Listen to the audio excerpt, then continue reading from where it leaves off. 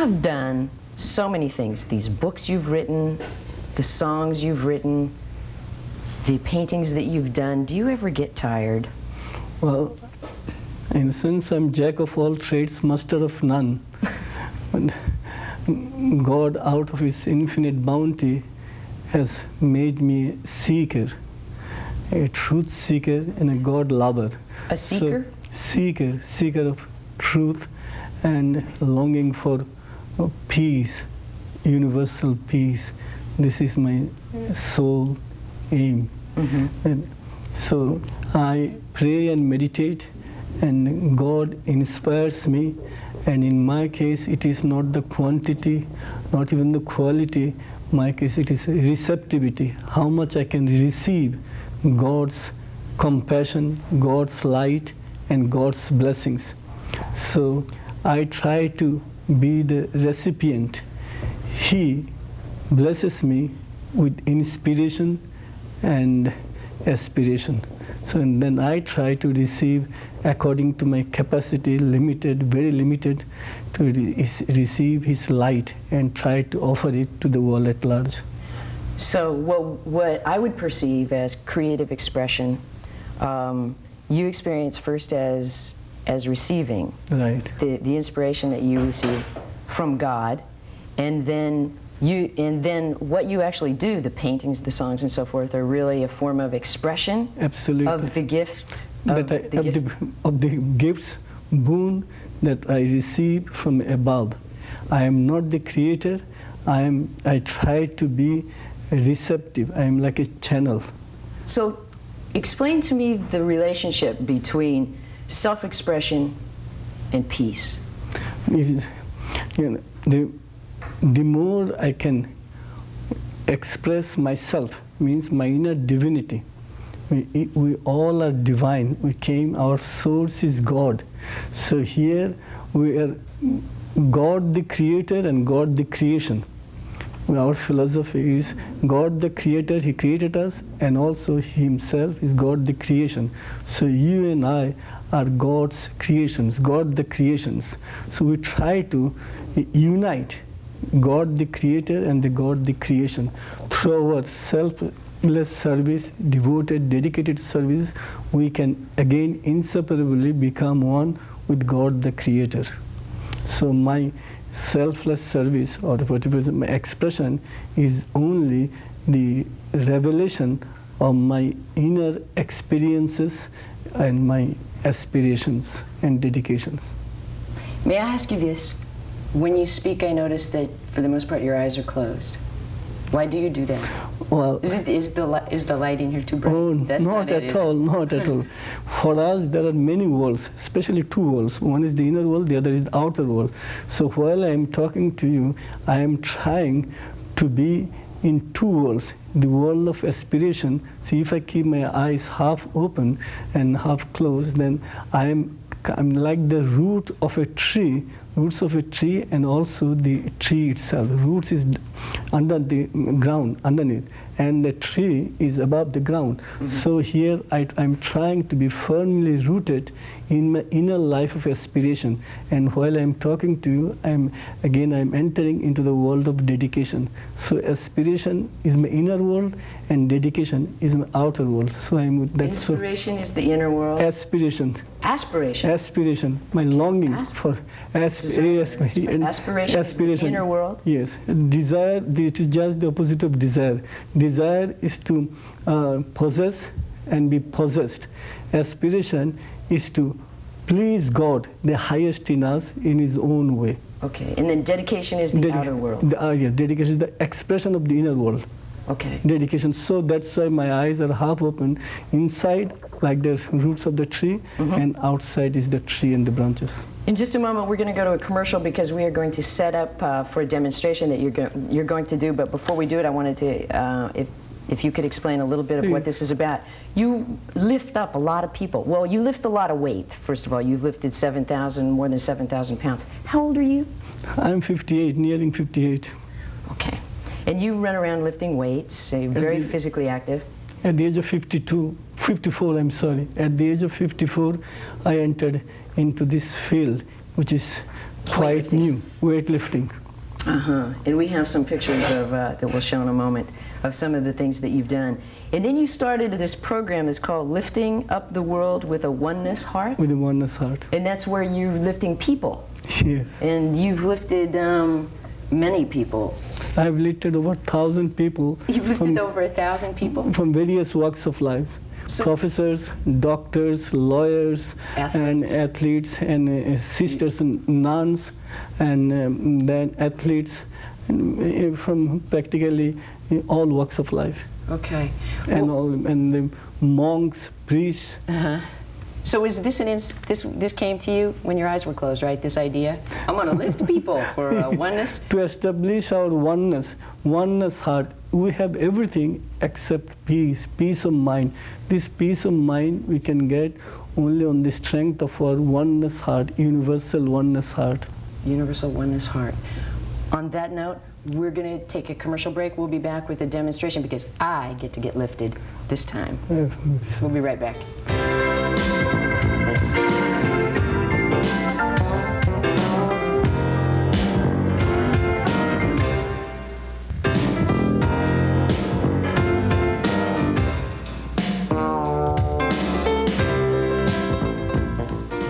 Hi, welcome back. Do I look scared? Well, let me tell you, I'm terrified. I'm standing up here. This is no accident. I'm standing up here actually in the light because Guru. Well, I'm going to be one of his lifted. So, without further ado, I think I'm the 1,090th person to be lifted, and they tell me that so far there have been no accidents.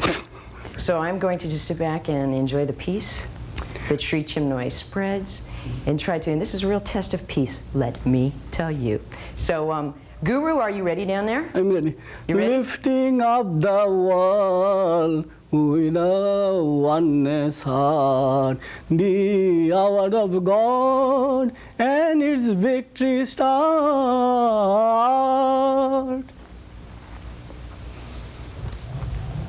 Oh, Lord. Okay, that's far enough for me. Ha, ha, ha, ha. Is that it? Just 1 second. We're going to do it again. Oh, okay.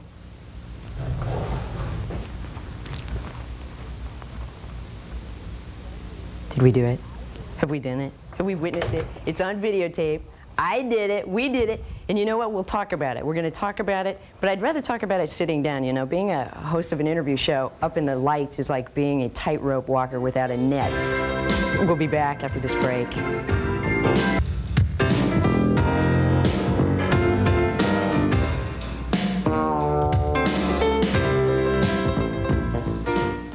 We're back with Sri Chinmoy, and I have been lifted. You'll notice that I got a medal for doing that. You did the work. I did the fear. You had no fear, right? Let me read what this says. Okay, let me take it off and read what this says. Now, Tina's going to get upset over there because I just messed up my hair, right? A Lifting Up the World with a Oneness Heart Award, honoring individuals of inspiration and dedication.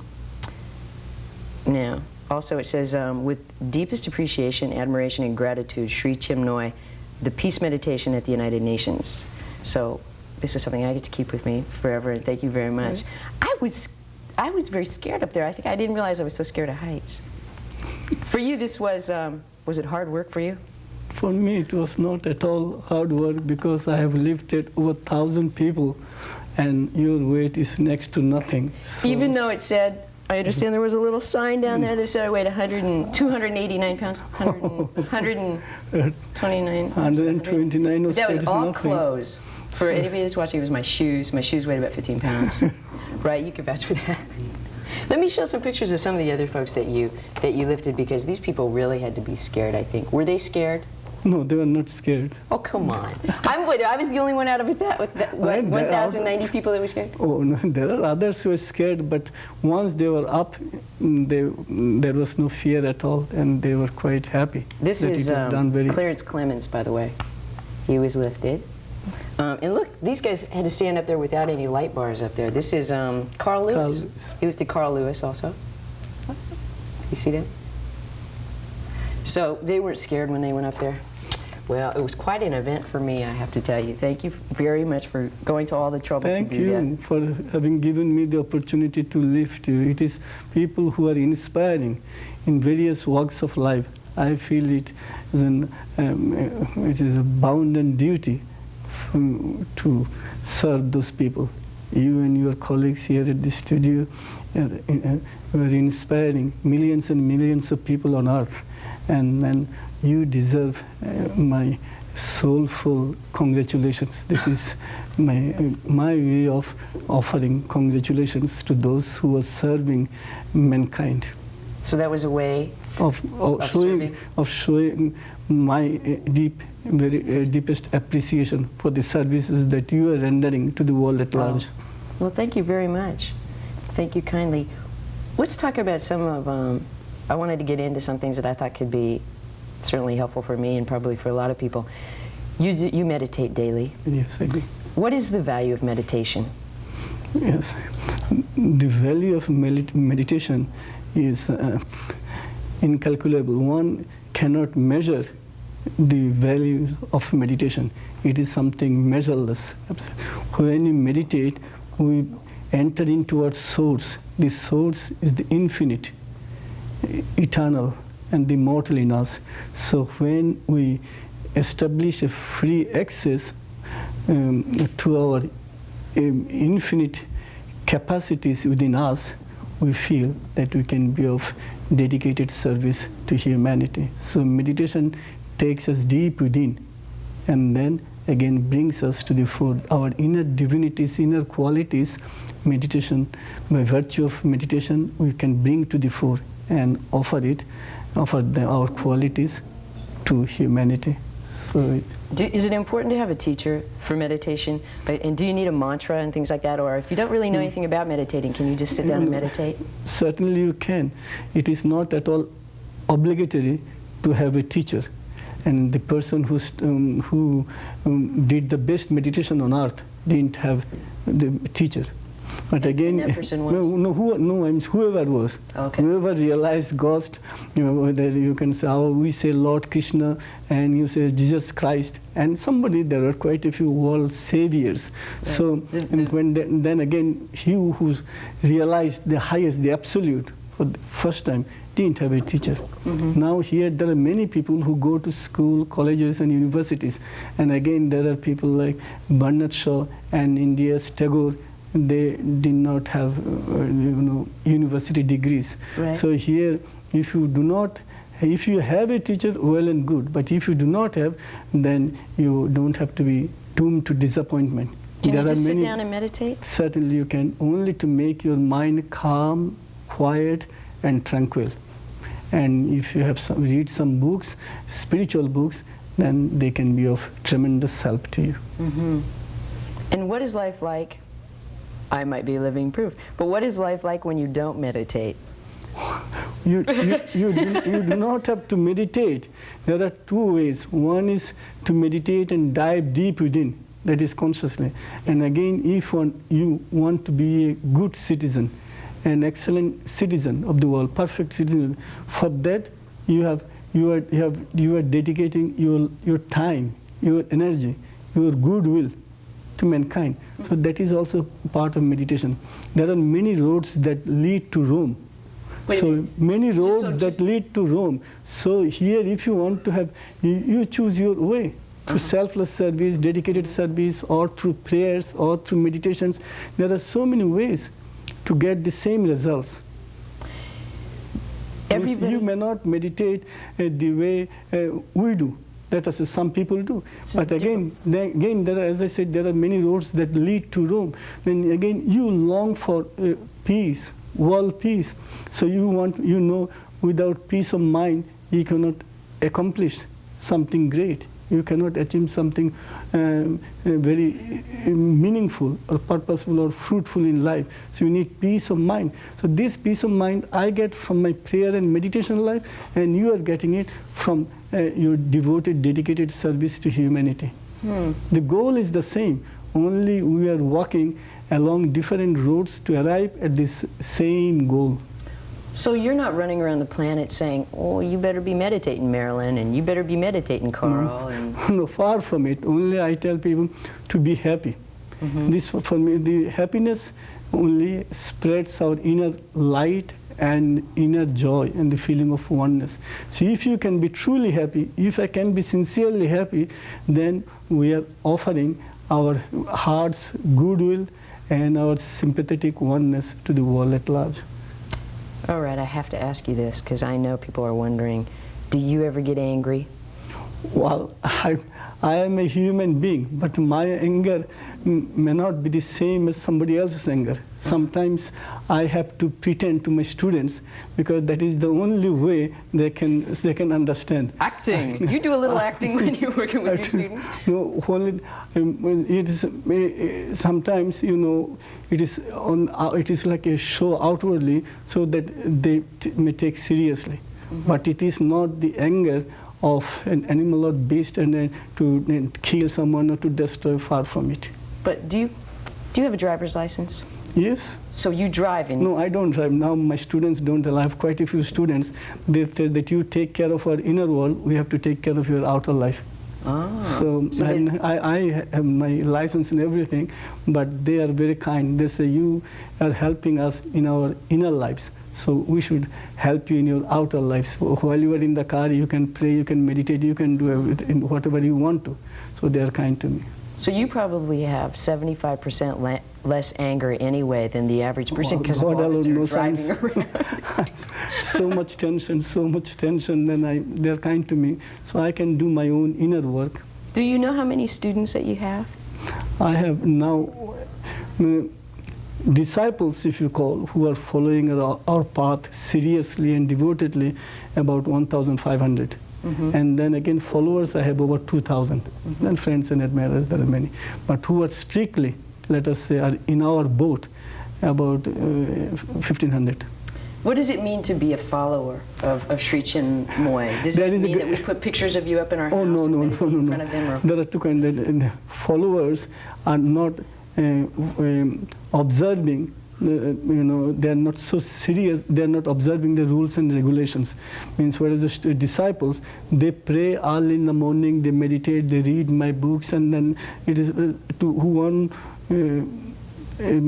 disciples are those who have accepted the inner life, spiritual life, infinitely more seriously than the followers. Followers, they can meditate today, and for quite a few days they may not meditate. Once in a blue moon, they can be very serious and sincere in the spiritual life, whereas the disciples will be serious and sincere every day. They have taken up the spiritual life seriously. The followers have not taken up the spiritual life seriously. The disciples are the ones who follow what you more closely, what you said, rules and regulations. Rules and regulations. So the rules might be rules such as you get up at 5 and meditate. Yes, meditate and read books, and then sing some songs which will inspire them. Spiritual songs. I've composed quite a few songs, thousands of songs. So they can be inspired both in English and Bengali. Bengali is my mother tongue, and in English I have composed thousands of songs. So it is like one cannot meditate for hours, but one can read. After meditation, one can read spiritual books, and one can sing soulful songs, and then again, late in the evening, before they go to sleep, they can pray, meditate, and read books and all. So do you think it's possible to have a peaceful life, to have inner peace, without making conscious effort to develop your spiritual life? Certainly. There are many people who have peace of mind. They are not consciously praying or meditating, but in their daily multifarious activities, they have peace of mind because they have sympathetic heart and feeling of oneness, sympathetic heart, concern for mankind. They have compassion, and they have goodwill. So there are many good qualities. They are inner virtues they bring to the fore, and those people are definitely helping mankind. They are also getting the same results. So the average student who is, maybe concerned about rent, maybe they're not because maybe their parents are paying for it, but they have to, sign up for classes, and they got to get to classes, and they've got to finish that, they've got to do that paper, and they've got exams, and they have all those things, and maybe they work out and they really don't spend any time maybe doing any community service work. Are people like that, people like me, people like that making a contribution in that, just living our lives? Right, absolutely. Leading a normal life is of paramount importance. You are going to school, colleges, you are studying, you are devoted to some cause. If you are devoted to some cause, and that is part of meditation. But again, there are many who are leading the life of a vagabond and drug addicts and so forth. So they are not helping, serving mankind. Whereas if there is a good student, he is studying devotedly, and he is normal, he is acting in a very natural, normal way, then he is slow and steady, wins the race. So he is going on slowly, steadily, unerringly. So they are helping mankind. Okay, this oneness heart that you've talked about a few times, is this something that is contagious? But I mean that in a positive way, like, if... Definitely, it is the spreading of one's inner light.